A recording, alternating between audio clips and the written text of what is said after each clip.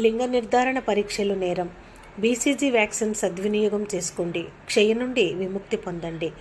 జిల్లా ఉప వైద్య ఆరోగ్య శాఖ అధికారి డాక్టర్ ఖాజా మొయిద్దీన్ పులివెందుల పట్టణంలోని నగరిగుట్ట పట్టణ ప్రాథమిక వైద్యశాల పరిధిలోని పెద్దరంగాపురం సచివాలయం వాసవి కాలనీలో జిల్లా ఉప వైద్య ఆరోగ్య శాఖ అధికారి డాక్టర్ ఖాజా మొయిద్దీన్ ఆధ్వర్యంలో గర్భస్థ పూర్వ మరియు గర్భస్థ పిండ లింగ నిర్ధారణ వ్యతిరేక చట్టం మరియు అడల్ట్ బీసీజీ వ్యాక్సినేషన్పై గురువారం సమావేశం జరిగింది.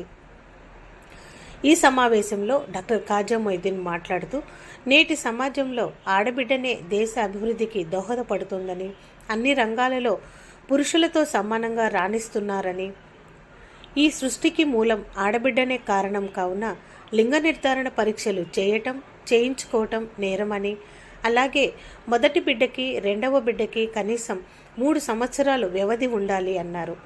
అనంతరం తల్లి ఆరోగ్యంగా ఉండటంతో పాటు ఆరోగ్యకరమైన బిడ్డకు జన్మనిస్తుంది అన్నారు. అలాగే అడల్ట్ బీసీజీ అనగా 18 సంవత్సరాలు వయసు నుండి 60 సంవత్సరాలు పైబడిన ప్రతి ఒక్కరూ రక్తపోటు మరియు మధుమేహం లాంటి దీర్ఘకాలిక వ్యాధులు కలిగిన వారు ఈ బీసీజీ వ్యాక్సిన్ తప్పనిసరిగా వేయించుకోవాలన్నారు. ఈ వ్యాక్సిన్ వేయించుకోవటం వలన క్షయవ్యాధి వచ్చి మందులు వాడిన వారికి క్షయవ్యాధి పునరావృతం కాకుండా, అలాగే క్షయలేని వారికి భవిష్యత్తులో క్షయబారిన పడకుండా కాపాడుకునేందుకు ఈ వ్యాక్సిన్ తప్పనిసరిగా వేయించుకోవాలని ప్రజలకు ఆయన వివరించారు.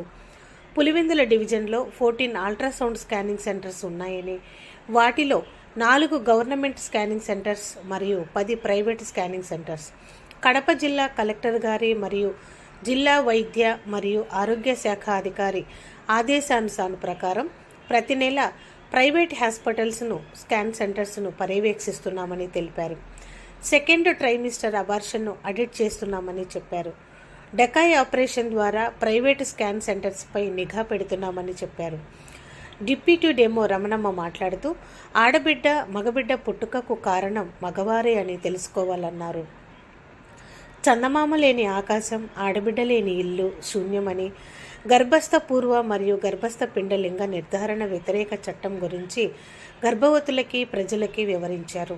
ఈ కార్యక్రమంలో స్నేహిత అమృతహస్తం సేవా సమితి అధ్యక్షులు రాజు, ఏఎన్ఎం సునీత, ప్రశాంతి, ఆశా కార్యకర్త పద్మావతి, ప్రజలు పాల్గొన్నారు.